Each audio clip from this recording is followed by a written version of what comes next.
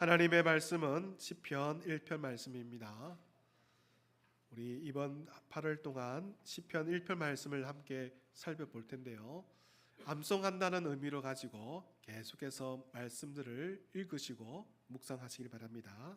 먼저 오늘 1편 1절에서 6절까지 먼저 함께 교독합니다. 복 있는 사람은 악인들의 길을 따르지 아니하며 죄인들의 길에 서지 아니하며 오만한 자들의 자리에 앉지 아니하고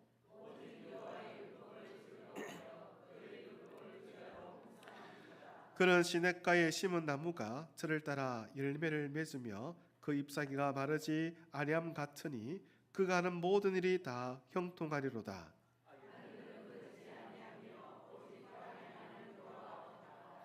그러므로 악인들은 심판을 견디지 못하며 죄인들이 의인들의 모임에 들지 못하리로다.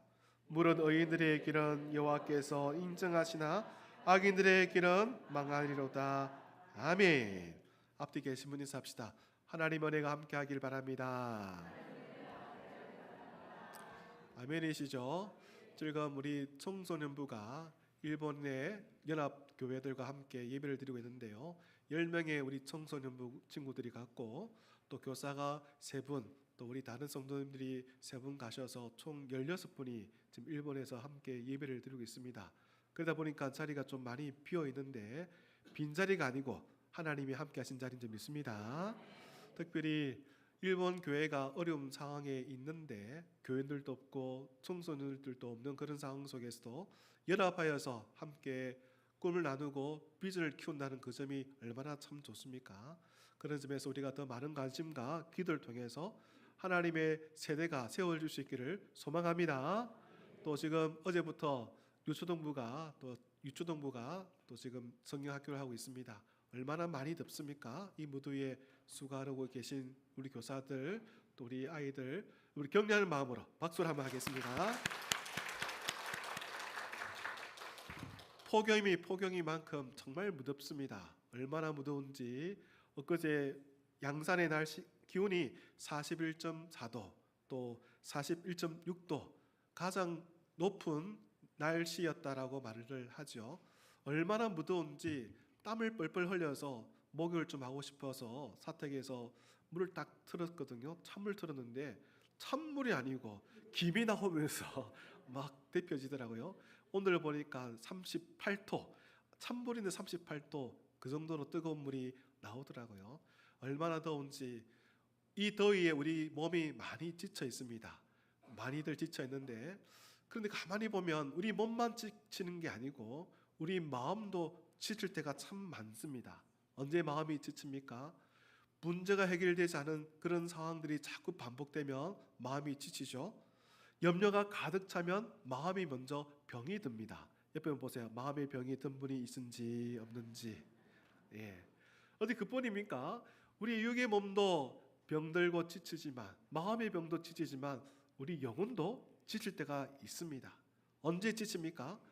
하나님 앞에 열심히 기도했지만 달라지지 않을 때, 바뀐 게 없을 때, 응답이 좀 더딜 때에 영혼이 지치죠.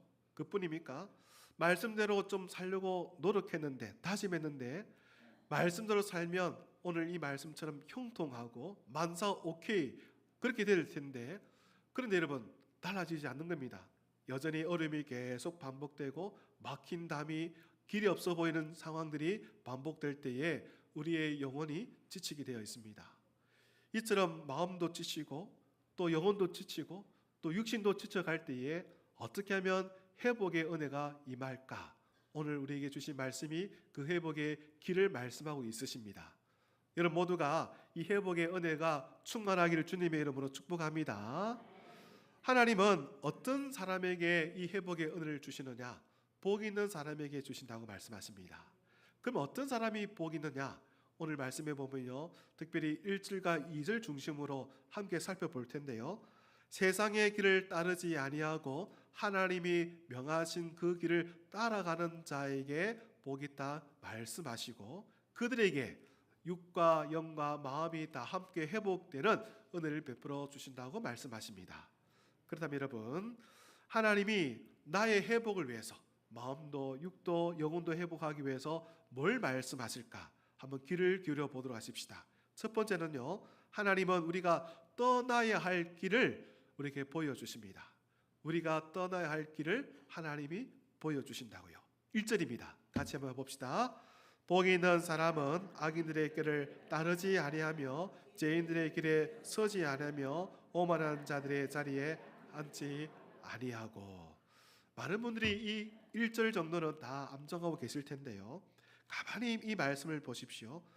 복 있는 사람이라 말씀하시면서 그 사람이 뭔가를 많이 가졌기 때문에 복 있다 하지 않으셨다는 걸 아셔야 됩니다.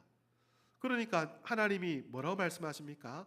얼마나 건강한지, 얼마나 성공했는지, 또 얼마나 그 형편이 좋은지, 그런 것들로 복 있다 하지 아니하셨다는 겁니다. 먼저 그 사람이 무엇을 따르지 않는지, 어떤 길에 서지 않는지, 어떤 자리에 앉지 않는지를 말씀한다는 겁니다. 그렇죠, 여러분? 하나님이 어떤 소유를 가지고 복 있다 하지 않으시고 떠나야 할 길을 떠나버린 사람에게 복 있다 하신다는 겁니다. 어떤 길을 떠나야 됩니까? 다시 한번 1절 말씀을 읽으시면서 한번 찾아보도록 하십시다. 1절입니다. 복이 있는 사람은 악인들의 길을 따르지 아니하며 죄인들의 길에 서지 아니하며 오만한 자들의 자리에 앉지 아니하고. 그러니까 하나님이 말씀하시는 복 있는 사람은 누구입니까? 많이 가진 사람이 아니죠. 하나님 말씀하신 복 있는 사람은 악인들의 길을 따르지 않는 사람입니다. 누가 복 있는 사람입니까? 죄인들의 길에 서지 않는 자입니다. 여러분, 복 있는 사람은요, 오만한 자들의 자리에 앉지 않는 사람입니다. 여러분, 가만히 보면 이 말씀이 어떤 의미가 있을까요? 죄를 설명하지 않습니까? 죄는요, 과감하게 우리에게 등장하지 않습니다. 어떻게 등장하느냐? 솔깃한 말로 우리를 찾아옵니다. 처음에는 그 말을 듣고 따라가게 되죠. 우리가 다른 사람의 말을 듣고 그 생각을 받아들이게 됩니다. 그리고 그 다음에 그 길에 서게 되고요, 잠깐 들었던 그 생각이 내 삶을 딱 정해버리는 겁니다. 그리고 그 마지막에 그 자리에 턱석 앉아버리는 거죠. 여러분, 우리가 걷다 보면 다리가 아프잖아요. 아프면 첫 번째 하는 행동이 무엇입니까? 딱 서게 돼 있죠. 서다가 좀 더 힘들면 그 자리에 턱석 주저앉아 버립니다. 여러분, 그 자리가 어떤 자리입니까? 좀 편한 자리, 익숙한 자리, 그리고 그 자리를 떠나고 싶지 않은 자리라는 거죠. 따라가고 쓰고 마침내 앉아버리는 그 모든 것이 바로 죄가 우리 안에 자리 잡는 과정인 것을 여러분들이 아셔야 합니다. 여러분, 크게 처음부터 무섭게 죄가 우리를 찾아오지 않습니다. 아주 작은 생각으로부터 시작됩니다. 큰 생각이 아닙니다. 어떤 생각요? 작은 생각. 이 정도는 하나님이 눈 감아 주시겠지. 내가 이렇게 열심히 했는데 이거 좀 못한다고 하나님 봐주시겠지. 남들 다 그렇게 살아가는데 뭐 나도 좀 그렇게 하면 되지 않을까. 나는 너무나도 열심히 살아왔잖아. 열심히 하나님 앞에 예배드렸잖아. 한 번쯤은 그런 생각들, 그 생각을 뒤집어서 우리에게 찾아오는 것이 바로 죄입니다.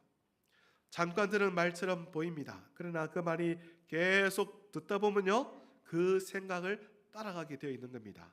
그 생각을 따라가다 보면 어느 순간 그 길에 서게 되고요, 또 그 길에 오래 서 있다 보면요, 마침내 그곳이 머무는 자리가 되고 마는 겁니다. 여러분, 생각해 볼까요? 처음에는 작은 불평이었습니다. 근데 그 불평을 계속 붙들고 있으면요, 감사가 사라지는 거예요. 여러분, 하루에 몇 끼 드십니까? 예? 뭐 전혀 안 드시는 것처럼 보고 계시는데 적어도 하루에 2끼 이상 드시죠. 어떤 분은 3끼, 4끼 드실 겁니다. 주부들이 늘 하는 말이 있습니다. 똑같은 반찬 어떻게 먹냐고 말하면 한번 해보라고, 그죠? 한번 당신이 차려보라고 그럴 겁니다. 반복되는 일들에 우리는 늘 바랍니다. 새로운 거 찾습니다. 그런데 여러분, 불평을 해보십시오. 하나 불평하면 또 다른 게 불평거리가 생기고요, 또 다른 불평을 하면 또 다른 불평이 계속 생기더라고요. 서운한 감정, 다 있지 않습니까? 남편에게도 서운하고 아내에게도 서운하고 또 자식에게도 서운하고 심지어 교인들 사이에서도 서운한 감정이 있다고요. 그 서운한 감정 계속 내색이다 보면요, 마음에 미움이 자리 잡게 됩니다. 뭐가 자리 잡게 된다고요? 미움. 옆에 보세요. 미움이 있는지 없는지. 처음에는 바빠서 기도를 못했습니다. 정말 바빠서 기도할 틈이 없었던 거죠. 그래서 기도를 못했던 겁니다. 그런데 어느 순간 보니까 기도하지 않은 생활이 되어버린 겁니다. 복 있는 사람은요, 어떤 사람일까요? 잘 선택할 뿐 아니라 잘 피할 줄 아는 사람이 복 있는 사람입니다. 무언가 더 많이 가지는 것이 중요하지만 무엇을 멀리 할 건가, 그것이 더 중요하다는 것이죠. 어떤 일을 시작하는 것도 중요하지만 무엇을 끊어야 할지를 아는 사람이 더 복 있는 사람이라는 겁니다. 어떤 사람을 만날 것인가도 중요하지만 어떤 말을 계속 듣지 말아야 하는가를 아는 사람이 복 있다는 겁니다. 왜 그렇습니까? 우리가 어떤 길을 걷는가는 누구의 말을 듣는가, 바로 거기에 시작되기 때문입니다. 따라해볼까요? 우리가 걷는 길은 누구의 말을 듣는가에서 시작됩니다. 이걸 잘 기억하십시오. 여러분, 오늘 우리 하나님 앞에서 우리 자신을 생각해 보십시다. 나는 지금 가장 누구의 말을 소중히 여기고 무게감 있게 두고 있으십니까? 어떤 말을 가장 깊이 내 마음에 담고 있으십니까? 어떤 생각을 따라서 하루를 시작하시고 하루를 마치십니까? 하나님의 말씀의 길에 서 있으십니까? 아니면 원망과 불평의 길에 서 있으십니까? 길에서 가장 중요한 것은요, 빨리 가는 게 아닙니다. 편하게 가는 것도 아닙니다. 바른 방향으로 가는 겁니다. 열심히 빨리 갔더니 그 방향이 틀려버려 보십시오. 다시 돌아와야 되잖아요. 아무리 빨리 달려도 방향이 잘못되면 목적지에 가까워지는 것이 아니라 점점점 멀어지는 겁니다. 이왕 여러분들이 신앙생활을 하는데 하나님이 원하시는 방향이 여기인데 그 방향이 아닌 정반대의 방향으로 가고 있다 생각해 보십시오. 여러분, 그것만큼 여러분 불행한 일이 어디 있겠습니까? 걸어갈 길도 참 중요하지만 내가 떠나야 할 길이 더 중요하다는 점을 꼭 기억하십시오. 바로 그 점을 오늘 본문이 말씀하고 있습니다. 복 있는 사람은 어떤 길을 떠나야 합니까? 오늘 다시 한번 1절 말씀을 읽어보도록 하겠습니다. 복 있는 사람들은 악인들의 길을 따르지 아니하며 죄인들의 길에 서지 아니하며 오만한 자들의 자리에 앉지 아니하고. 하나님은요, 우리가 길을 방황하다가 멸망의 자리에 있기를 원치 않으십니다. 그래서 말씀으로 바른 길을 비춰주십니다. 그리고 길을 잃은 우리를 위하여 하나님의 독생자 예수 그리스도를 보내어 주셨습니다. 예수를 보십시오. 죄인들과 함께 있었지만 죄를 따르지 않으셨죠. 죄인들을 사랑하였지만 죄와 타협하지 않으셨습니다. 우리 예수님은 온전히 하나님 아버지의 뜻에 순종하셨습니다. 십자가 위에서 길을 잃은 방황하는 저와 여러분들의 모든 죄의 짐을 지시고 그 십자가에 못 박혀 죽으셨습니다. 그러므로 우리가 이 죄의 길을 떠나 갈 수 있는 그것은 우리의 결심이 강하기 때문이 아닙니다. 우리의 의지가 강하기 때문도 아닙니다. 바로 예수님이 십자가 죽으시고 부활을 통하여 이 악한 죄의 권세로부터 건져 주셨기 때문임을 믿기를 바랍니다.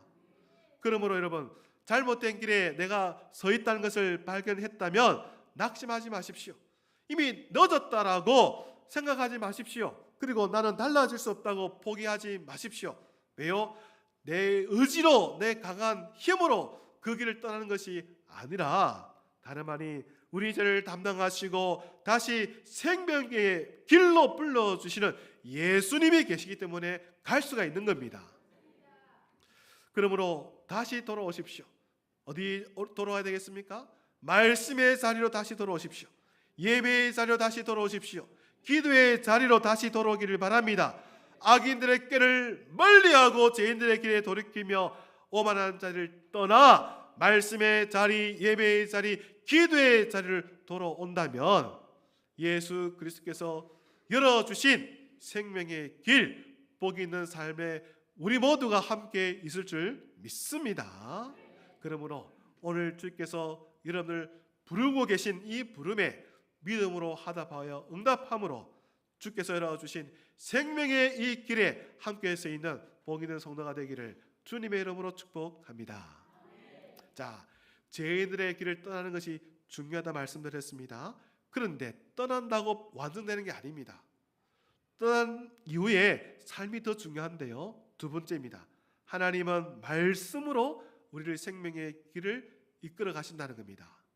하나님은 말씀으로 생명의 길을 걷게끔 하신다는 겁니다. 무엇으로요?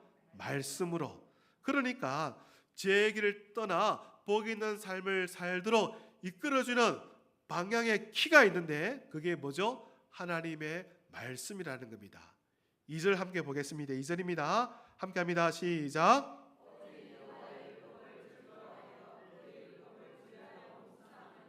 자, 오직 여호와의 율법을 즐거워하여 그 율법을 주야로 묵상하는도다. 강조되는 단어가 딱 있다면요, 오직이라는 이 단어가 정말 중요합니다. 여러분 성경책 오직의 동그라미 딱 끊으십시오. 그러니까 다른 길은 있다 없다? 없다는 거죠. 유일하다는 거죠. 아주 강력하다는 말이죠. 그러니까 복 있는 사람의 그 중심에는 하나님의 말씀이 있어야 되는 겁니다. 여러분 내 중심에 하나님의 말씀이 있어야 합니다. 그런 사람이 복 있는 사람입니다. 다른 거 채워지지 말아야 됩니다. 하나님의 말씀이 채워져야 합니다. 우리는 수많은 말들을 들으면서 삽니다. 가족의 말을 듣죠. 또 친구의 말을 듣습니다. 세상의 소리도 듣습니다. 얼마나 많은 뉴스들이 들려옵니까? 또 전문가의 조언도 듣습니다. 그런 말들은 우리에게 도움이 될 때도 분명히 있습니다. 그런데 그 모든 말보다 마지막 우리의 생각과 선택을 다스리도록 하는 것은 하나님의 말씀이어야 합니다. 하나님의 말씀이 우리 삶을 판단하는 기준이 되어야 된다는 겁니다. 달리 말하면 내 기준은 하나님의 말씀이라는 거예요. 내 인생의 기준은 하나님의 말씀이 되어야 됩니다. 우리 가정의 기준, 교회의 기준은 하나님 말씀이 되어야 합니다. 여러분 기준이 얼마나 중요합니까? 좀 틀어지면 그 기준에 맞춰서 돌아갈 수가 있잖아요. 바뀌면 그 기준에 맞춰서 다시 바꿀 수가 있잖아요. 틀리면 그 기준에 맞춰서 다시 고칠 수가 있잖아요. 그런데 우리 삶 속에서 신앙에서 가장 중요한 핵심과 기준이 뭐냐? 다름 아닌 하나님의 말씀이라고요. 아멘입니까? 하나님의 말씀. 다시 한번 2절 읽어보도록 할까요? 2절입니다. 오직 여호와의 율법을 즐거워하여 그 율법을 주야로 묵상하는도다. 그런 사람이 복 있는 자입니다. 여러분들이 그런 복 있는 사람이 되기를 소망합니다. 근데 여러분 세상은요 감정대로 살려고 하잖아요. 다른 사람 보지 말고 네 유익을 추구하라고 말씀하잖아요. 손해보지 않는 것이 지혜고 남들보다 앞서는 것이 성공이라 말합니다. 늘 어떤 사람이 행복한 사람입니까? 남들보다 앞선 사람, 남들보다 많이 가진 사람이 행복한 사람이라고 세상은 말합니다. 그런데 하나님 말씀은 다르죠. 하나님은 하나님을 사랑하고 이웃을 사랑하라 말씀하십니다. 자기를 부인하라 말씀하십니다. 예수님이 걸어가신 그 좁은 문, 좁은 길, 십자가 길을 걸으라고 말씀하십니다. 하나님이 말씀하신 행복의 삶은 소유에 있지 않습니다. 하나님을 사랑하고 하나님 앞에 자기를 부인하고 그 십자가 길을 걷는 사람이 행복한 사람이요 복 있는 사람이라고 말씀합니다. 그러니 복 있는 사람은 세상 말이 기준이 아니고 하나님 말씀이 기준이죠. 그런데 여러분 어떤 길을 걷는가가 누구의 말을 듣는 데서 시작된다라고 말씀드렸는데 그러면 여러분들은 누구의 말을 듣고 계십니까? 세상이 말하는 그 말을 따라가십니까? 아니면 하나님 말씀을 따라가십니까? 세상 말을 따라갈 때 내 마음이 편합니까? 아니면 하나님 말씀 따라갈 때 여러분 마음이 편합니까? 생각을 잠시 해보십시오. 오늘 본문에 보면 복 있는 사람은요, 말씀을 억지로 읽지 않는다, 마지못해 읽지 않는다고 합니다. 어떻게 읽고 있습니까? 오직 여호와의 율법을 어떻게 해요? 즐거워한다 말하고 있습니다. 즐거워한다. 왜 하나님 말씀이 즐겁습니까? 하나님 말씀만이 나를 살리기 때문이죠. 아멘입니까? 오직 하나님 말씀만이 우리 가정을 살리기 때문입니다. 오직 하나님 말씀만이 우리의 자녀들을 살리기 때문입니다. 따라합시다. 하나님 말씀만이 나를, 가정을, 자녀를, 교회를 살립니다. 아멘입니까? 그러니 그 하나님 말씀을 즐거워하는 거죠.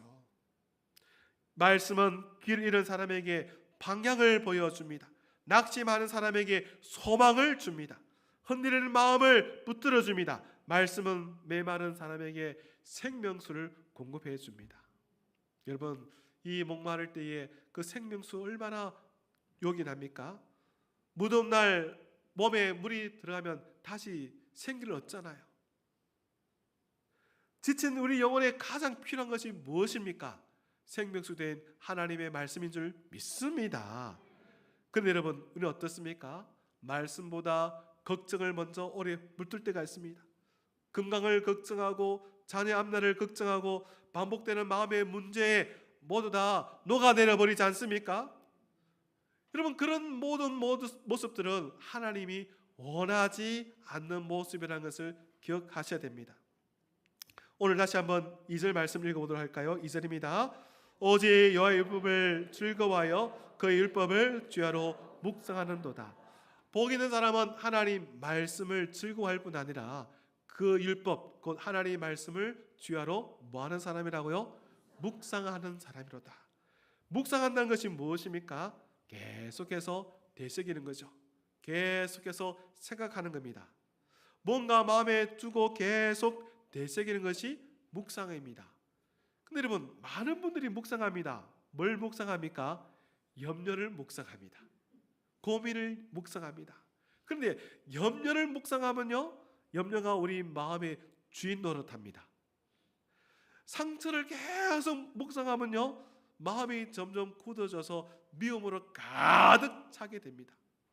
서운함을 계속 묵상하면요, 감사보다는 불평이 더 많아집니다. 입에는요, 불평 덩어리가 더 많다는 거죠. 그러나 하나님의 말씀을 묵상하면 말씀이 우리 생각을 바꾸십니다. 말씀을 묵상하면 상황만 바라보는 그 눈을 신실하신 하나님을 바라보게 합니다. 말씀을 묵상하면요, 문제보다 하나님의 약속을 붙들게 합니다. 말씀을 묵상하면 늘 내가 하려고 했던 그 생각을 내려놓고 하나님이 하신다라고 고백하게 됩니다. 오늘 우리 임마누엘 찬양이 불렀던 찬양을 보십시오. 하나님이 하신다고, 하나님이 하시면 어떤 놀라운 역사가 일어나는지 다 듣지 않으셨습니까? 바로 하나님 말씀이 그 하나님을 붙들게 한다는 겁니다. 여러분들은 어떤 걸 묵상하고 계십니까? 지금도 예배당에 와서 하나님 말씀 듣고 있지만 염려를 묵상하고 있지 않습니까? 걱정과 서운함, 미움을 묵상하고 있지 않습니까? 그런 것들이 여러분의 주인 노릇하지 않도록 하라는 겁니다. 복 있는 사람은 뭘 묵상합니까? 하나님의 말씀. 왜요? 그 말씀은 나를 살리고 가정을 살리고 자녀를 살리고 교회를 살리기 때문입니다. 이 하나님의 말씀이 여러분 중심에 있기를 소망합니다. 그 말씀으로 세워지는 그런 성도가 되기를 소망합니다. 말씀 묵상하는 것 어려운 게 아닙니다. 많이 배운 사람들만 할 수 있는 게 아닙니다. 철저하게 연구한 사람만 할 수 있는 것도 아닙니다. 말씀 한 구절 읽더라도 그 말씀을 마음에 담아두고 천천히 되새겨 보는 겁니다. 이 말씀을 통해 하나님 나를 뭐라고 하실까? 뭘 원하실까? 하나님 나에게 말씀하신 내용이 뭘까? 계속 생각해 보는 것이죠. 하나님, 내가 뭘 고쳐야 할까요? 내가 뭘 바꿔야 될까요? 오늘 내가 뭘 순종해야 합니까? 물어보는 거, 다 그게 묵상입니다. 한번 따라해볼까요? 하나님, 나에게 뭘 보여주실까요? 그 묻는 게 묵상이라고요. 따라합시다. 하나님, 내가 내려놓을 것이 무엇입니까? 하나님, 내가 뭘 순종할까요? 이게 다 뭐라고요? 묵상이라고요. 이렇게 하나님 말씀 앞에 딱 서게 되면요, 여러분, 하나님이 말씀해 주시고 고쳐 주시고 바꿔 주실 줄 믿습니다. 그러니까 여러분, 말씀을 많이 읽는 거 아는 게 중요한 게 아니고요, 한 번이라도 읽던 그 말씀을 제대로 묵상하는 것이 중요하다고요. 한 구절 한 단어라도 그 말씀 하나를 제대로 묵상하는 것이 중요하다고요. 우리가 뭘 놓쳐버립니까? 성경을 1년에 수십 독 해봐도 그 말씀 제대로 묵상하지 아니한다면 그저 보았던 문자일 뿐입니다. 글일 뿐인 거죠. 달라진 게 없다는 겁니다. 말씀을 많이 아는 것도 중요하겠지만 그 읽은 말씀, 아는 말씀이 내 삶에 녹아지고 내 삶을 바꾸고 내 삶을 인도할 수 있도록 묵상하는 복 있는 사람들이 되기를 소망합니다. 말씀이 우리 생각을 바꿔야 하는 겁니다. 말씀이 우리 말과 선택을 바꿔야 하는 겁니다. 말씀이 우리 가정과 삶 속에 살아 움직이도록 하셔야 하는 겁니다. 그렇게 하기 위해서는 우리가 말씀 앞에 서야 되겠죠. 바로 그게 묵상하는 겁니다. 근데 여러분, 왜 우리가 이런 일이 힘들까요? 그 이유가 있습니다. 이미 우리는 단단히 죄로 말미암아 굳어져 있기 때문입니다. 바위보다 더 단단한 것이 우리의 마음이기 때문입니다. 아무리 두드려봐도 깨어지지 않는 것이 우리의 죄로 말미암아 굳어진 마음이기 때문입니다. 하나님의 말씀보다 자기 생각이 앞서고 하나님의 뜻보다 내 욕망이 앞서는 것이 우리들 아닙니까? 그래서 여러분, 우리에게 필요한 것이 있어요. 뭘까요? 바로 은혜입니다. 뭐라고요? 은혜. 우리의 힘으로 할 수 없는 이 일을 하게끔 하기 위해서 하나님이 은혜를 베풀어 주시되죠. 그 은혜가 무엇입니까? 다름 아닌 예수 그리스도이십니다. 왜 우리가 예수 그리스도가 필요합니까? 그 예수님이 어떤 삶을 사셨는가 보십시오. 우리 예수님은요, 온전히 하나님 말씀을 즐거워하셨던 분이셨죠. 이 땅에 오셔서 광야의 시험 받았을 때에 우리 예수님은요, 말씀으로 그 광야 시험을 이기셨죠.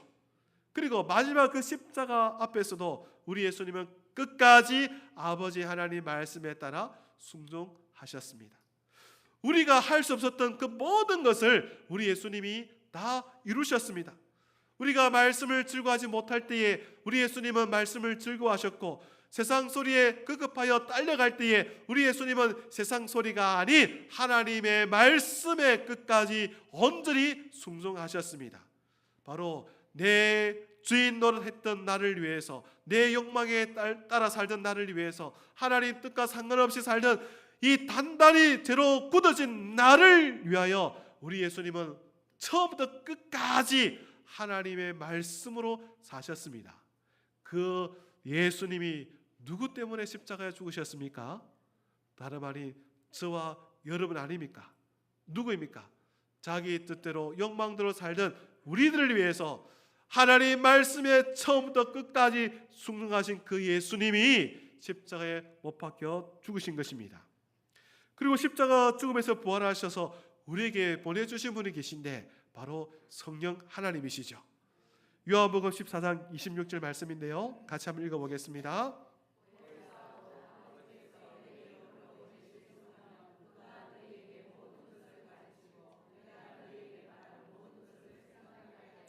그러니까 예수님이 십자가에 죽으시고 부활하신 후에 우리의 이 모든 죄를 담당하시고 해결하신 이후에 보내주신 분이 계신데 성령님이시죠. 아멘입니까? 그럼 그 성령님이 도대체 우리에게 뭘 하실까요? 보세요. 말씀을 깨닫게 해주시는 거예요. 닫혔던 믿음의 문을 열고 단단히 굳어졌던 이 죄악의 문을 부드럽게 만드셔서 말씀을 듣게끔 해주실 뿐 아니라 말씀을 들으시는 마음을 부드럽게 해주셔서 그 말씀을 사랑하고 순종하게 하게끔 하는 새 마음을 주신다는 것입니다. 여러분 이 성령을 받기를 바랍니다. 이 성령의 충만 받기를 바랍니다. 그러니까 하나님의 말씀을 읽고 묵상하여 그 말씀대로 살아갈 수 있는 사람으로 만들기 위해서 하나님의 아들 예수님이 십자가에 못 박혀 죽으셨고, 그 못 박힘 이후에 성령님을 저와 여러분을 보내주셔서 그 말씀대로 살게끔 해주셨다는 거예요. 할렐루야. 그러니 여러분 이제 우리는 달라진 사람입니다.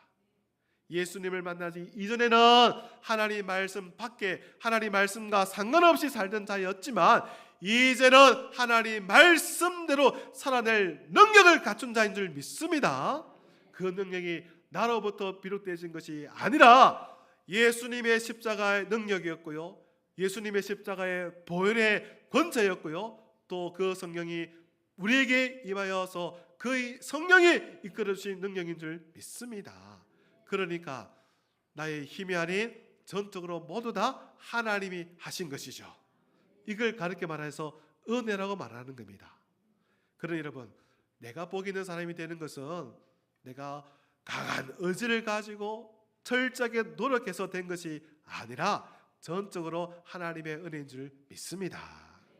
답시다. 은혜로 당신은, 자, 입에 보면서 당신은 복 있는 사람이 되었습니다. 아멘입니까? 그러면 우리가 복 있는 사람이 되었다면 복 있는 사람으로서 어떤 삶을 살아되어야 한다는 겁니다. 그게 바로 2절의 내용입니다. 다시 2절 말씀 읽어봅시다. 2절입니다.